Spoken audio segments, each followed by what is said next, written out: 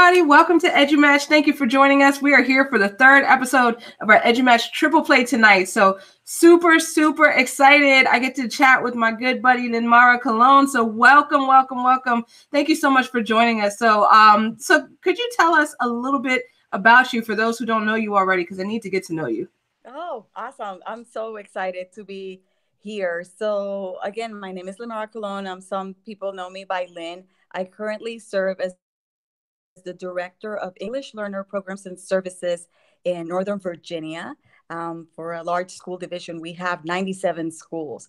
Prior to that, I was a principal of an elementary school, which I call my little Disney world, because we were all about creating magical moments for students. I was an assistant principal prior to that, and a teacher at a Title I school and in Texas. And then prior to that, I did a little bit of social work.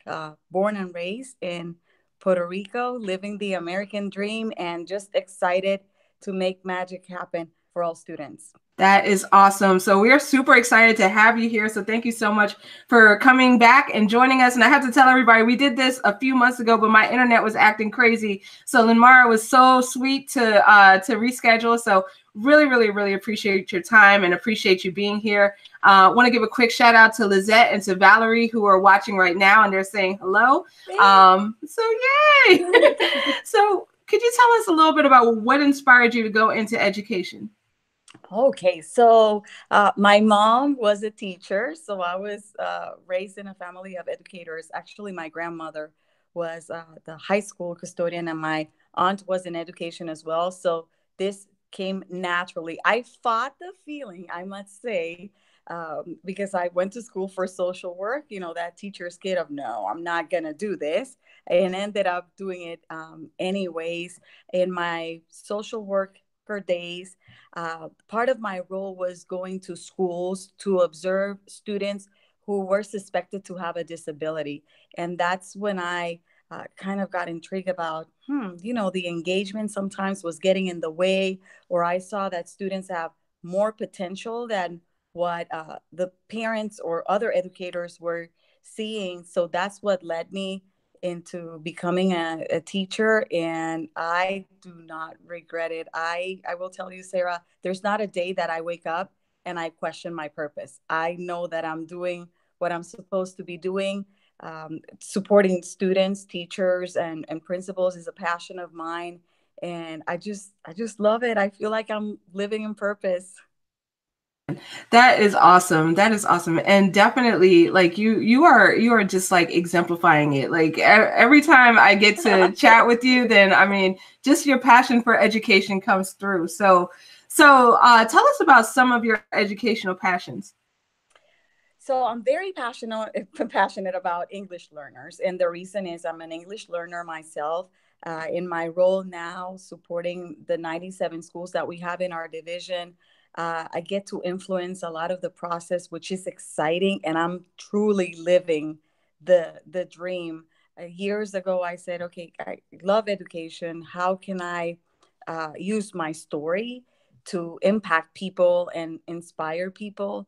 And I love being a principal. And then when this position came, I said, oh my, this is the perfect opportunity to let kids that look like me and have the same experiences that I've had know that there's hope and that they can too do great things. So I am passionate about that. I'm passionate about technology and just making a difference for the kids that are going to be taking care of us, because you and I will retire one day, and our lives are in the hands of our students. So yeah, anything that's education and just helping kids grow, I'm passionate about it.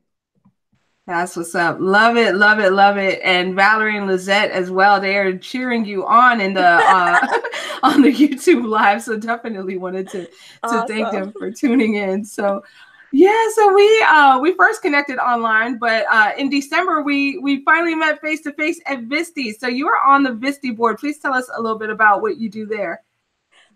Yes, amazing group, and I am so grateful for them because they have allowed me to bring some of those passions to the conversation at the board level. So a lot of my work is just share my voice about advocacy and making sure that the kids that usually don't have don't go without. I'm excited about a new task force that we're going to have soon, and it's about, diversity. So I'm sure that you'll love that. But they've been very receptive. So to what I have to say in regards to our district, because it's a very large district, and I've also learned about how it looks like in rural areas, and how does access look like for our students. So yes, diversity, equity, and just sharing what it looks like technology wise for English learners. So a little bit of everything. Absolutely. That's wonderful. That is wonderful. So we've had some great conversations on Voxer about surrounding technology to support language acquisition. And Lizette was saying in the chat that she is very passionate about those things as well. So definitely, I've told you all about each other. So would love if you all connect. But also, if you could tell us about how educators might best leverage, resources, technological resources with English learners. Oh, we've talked about the toolkit. I am so excited about the Department of Ed toolkit and how it will support our teachers and even our principals, right? Because we have people in the classroom who are just used to this work. And then you have the principals who are making the financial decisions, and a lot of those decisions that will impact kids. So I'm excited about that. I will tell you, to answer your question, we just had a session with Apple where our teachers came and they went to stations and saw how uh, different technology tools can support else in the classroom. And it was almost like playground, and my heart was singing because I I saw them experience what I would hope happens in classrooms for our kids. So we look at software and how that would look like for our else, right? And that they don't necessarily have to be in baby like type of software to acquire language. We talked about apps and creating books, and then, words, how you can listen to words and type words, how the collaboration looks like when it comes to technology. So there's a lot of tools there, but I think that what we can do to support the language acquisition surrounding technology is really have deep conversations where administrators are at the table, central office staffs at the table, and teachers are at the tables, because those people sitting together and having these conversations, I think it's what's important, so that when we go to classrooms, we see how it looks like and not make assumptions about what's happening, or what's best for our kids. But we all need to be in this journey together. So I would say let's advocate first and educate those making the decisions, so that the right resources end up in the hands of our else. Absolutely. So advocating, educating, I love it, love it, love it, and everyone coming to the table to have those conversations. That is fantastic. And another thing that you said that I loved about how the apps, they're higher level thinking apps. There's the creation. So I think that is just so important. So absolutely. So we were talking about an idea that you had that I just loved it. You were saying one thing that you would love to see is future ready L's. So if you could tell us a little bit about what that might look like. Yes, yes. It's a dream of mine. I think we need more representation in robotics, in STEM, in coding. And that's why I think it's important to have those conversations, because sometimes we think we have the club and that's it. But are we digging deeper and looking at who's part of the club? Are we providing access, right? And are we sending the flyer in English and not in Spanish, so that our families know, or translating the flyers, and then just providing those opportunities for our students, because we know that language is going to take time, and it's okay, right? We know that for a fact. But we also know that our kids have potential, and that we need to get them career ready. And in this case, I'm in Virginia, and that they're also part of the Virginia profile of a graduate.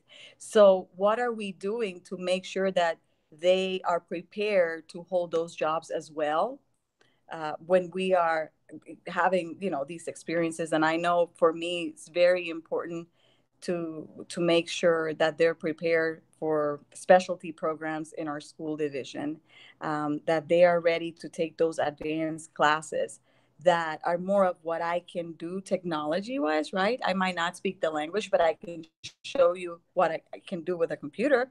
I can show you what I can do with coding.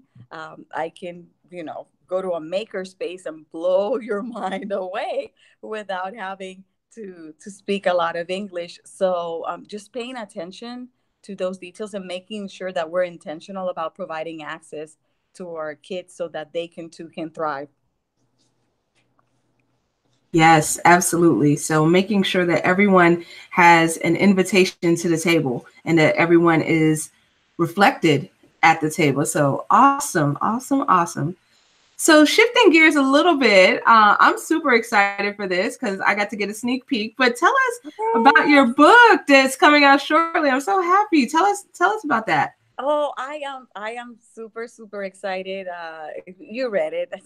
It's I feel like I'm having a baby, Sarah, because there's a lot of vulnerability in the book, and also I share my story, and it's about empowering girls just to do whatever they believe they can do, and not letting the world determine their worth, but just growing confident. And while I think that we have made progress, and I feel like I have people that have believed in me no matter what. I think we have a little, we can do a little bit better, making sure that they're represented and that they have access to things that are not quite there yet. So I wrote the book with Adam Welcome. He's the co-author of Kids Deserve It.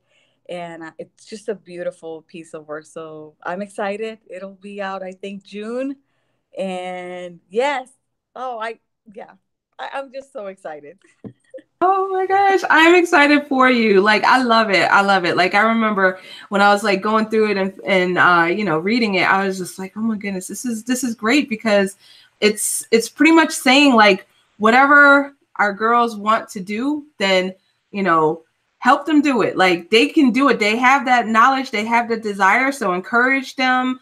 Sometimes it might be us getting out of the way for some people, Mhm. so, I mean, this is great. This is great. So I can't wait until it's released. Great, Oh great no, work.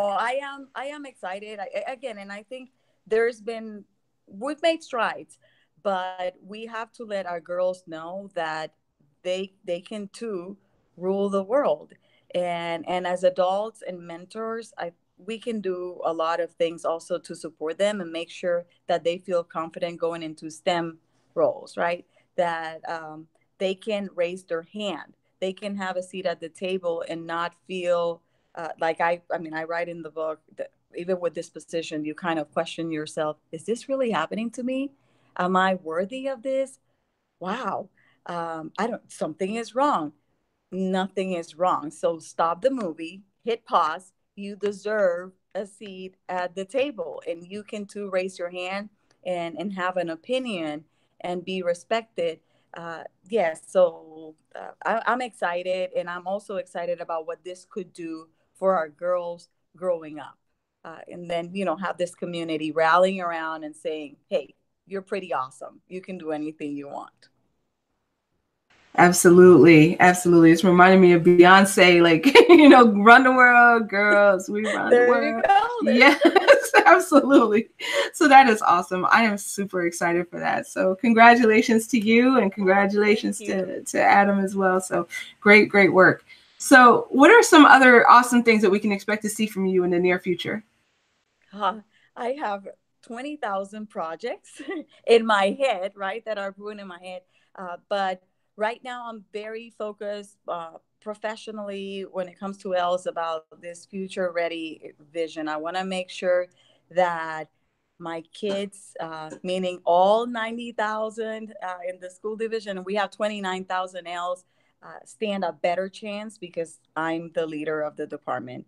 I can't sleep just crafting this amazing vision where they all have access and,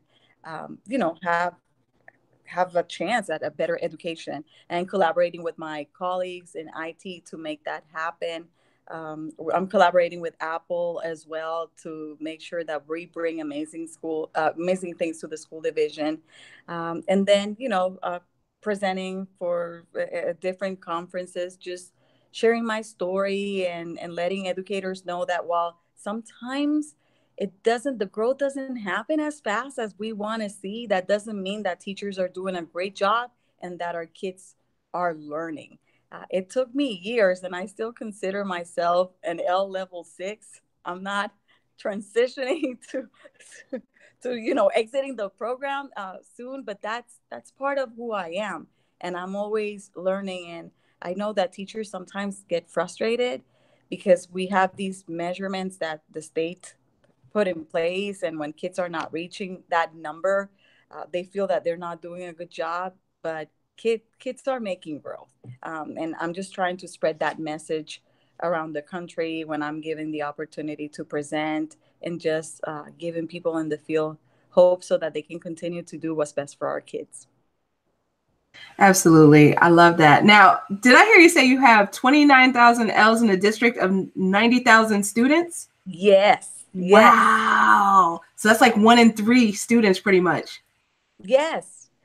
Wow. That is, wow. Yes. I know, and my goal is to make sure that we have magical experiences for all, because it doesn't do us any good if one school is doing Disney and another one is doing Six Flags.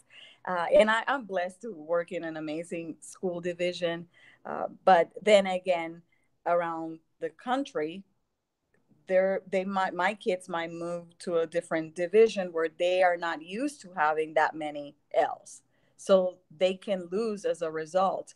So speaking in different at different conferences and just meeting people and sharing my story and best practices, hopefully will guarantee that no matter where kids go to, they will have access to that magical experience, because we're in this together. Yes, 100%. So I think, I don't know, on my end, it looks like you may have frozen. Okay, no, there you are. You're back. Okay, awesomeness. So yes, I love, love, love what you were saying. So Lizette is asking the name of your book. So, and she also had a follow-up question after that, but could you tell us the name of your book, please? Empower Our Girls. Empower Our Girls. Love it. Love it. So she asked, how did you transition from being in the classroom to being an administrator? Uh, wow. So it's always someone that inspires you, right? And then you're asking yourself, okay, how did I end up here? But I was a teacher, and my principal at that time gave me a lot of leadership opportunities. And it's now thinking back, is Lizette the one that had the question? Lizette. Um, I I've always said that I've been wanting to do greater, and I always say if I can't change it where I'm at, I'm gonna look for the next opportunity where I can have an impact on the things that I think are going wrong. So I went to school to become an administrator and became an assistant principal uh, after teaching. I think it was 8 years at the same school where I was. And then after 3 years, I became a principal, but always, having mentors and just asking, what do I need to do? Where do you see me? And allowing people to give me feedback. I'm a very reflective person. And in this position right now, I will tell you, I didn't see this happening, but just talking to my mentors and just thinking about, okay, where can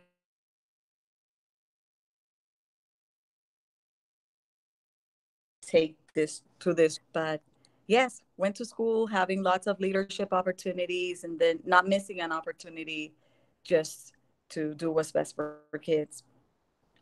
Awesome. Awesome. Well, thank you so much for sharing that with us. And thank you so much for taking the time and just being here with us. Oh, thank you. Yeah. Oh, no, thank you. It's always a pleasure to learn from you. So what's your Twitter handle? And, you know, any other way that people can get a hold of you? I know you're on Voxer too. Yes. So it is at the underscore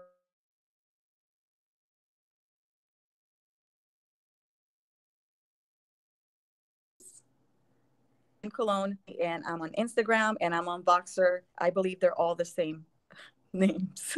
Absolutely. So I think that it glitched out, like you started saying it, and then there was like a little bit of a glitch. So if you wouldn't mind just repeating it one Okay. time. So it's at the Colons, and I have the underscore. I think it's between the N and the S. You can.